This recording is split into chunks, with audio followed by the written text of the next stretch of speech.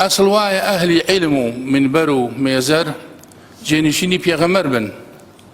ئەمە ئەو وعدەمان داوە بەخوا، بە خۆمان، بە میلەتمان، بە باو باپیرانمان، بۆ مامۆسایانەی کە گۆژیان کردوین بە شیری ئیسلام و ئیمان و پەروەردەیان کردوین و تێیان گەیاندوین و پێیان گەیاندوین. پێشی هەموو وعدمان بە ئاسمان داوە کەوا رجال صدقوا ما عاهدوا الله عليه فمنهم من قضى نحبه ومنهم من ينتظر وما بدلوا تبديلا.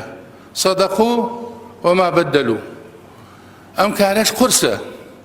شەڕی ئێمە لەگەڵ گەندەڵیە، لەگەڵ شەیتانە، لەگەڵ دوژمنەکانە، لەگەڵ ئەوانەیە کە ئەم میلەتیان بێ ناسنامە، بێ قیبلە، بێ شوناس، بێ جەواد سەفەر، بێ سنوور، بێ هەموو پیرۆزیە کرد، بێ ئاڵا کرد و ڕقیشم لە حکومەت و دەسەڵات و ئەوقاف و نازانم هیچ حیزبێک نییە و حەزەکەم بۆ مێژوو من جنسی وشم لە پێنجێنە هەموم هێناوە بۆ هەولێر. ئیسە من هەولێرێکی قوحەم، هەموو کونیەم لێرەیە و قەبریشم کڕیوە بۆی لێرە بمرم.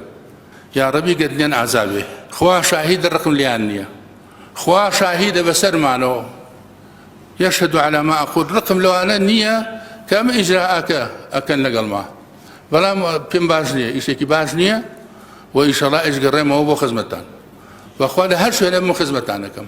لەبەر ئەوە با کەس نەنە مینبەر بترسێ، با لە مەلا نەترسن و ئەگەر ئەزان حەزەکەن بترسن پێتان بڵم لەکێ ترسن لە مخەدیرات، لە شودودی جینسی، هاوڕەگەزبازی، لە لەشفرۆشی، لەو هەموو جاسووسە، لەو بندیوارانە، لەو گەندەڵانە، لەو گەورە گەورەکان لەو بازرگانانەش کە لە بندەسی ئەم حکومەتە دەوڵەمەند بوون بە قارون. گردنی هەموو کەس ئازابێ. ئەوەی کە زوڵمیشی لێکردوم پێشی ئێوە گردنی ئەوش ئازابێ.